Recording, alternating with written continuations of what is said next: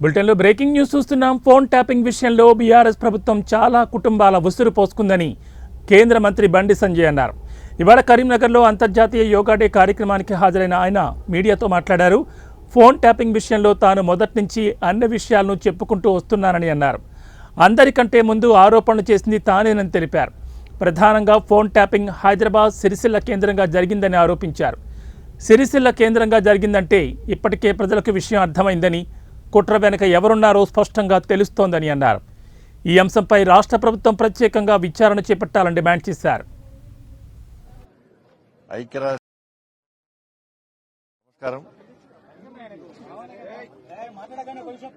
అంతర్జాతీయ యోగా దినోత్సవం సందర్భంగా అందరికీ శుభాకాంక్షలు తెలియజేస్తూ ఒక పండుగ వాతావరణంలో ప్రపంచవ్యాప్తంగా దాదాపు 200 దేశాలకు పైగా రోజు యోగా దినోత్సవాన్ని జరుపుకుంటా ఉన్నాం.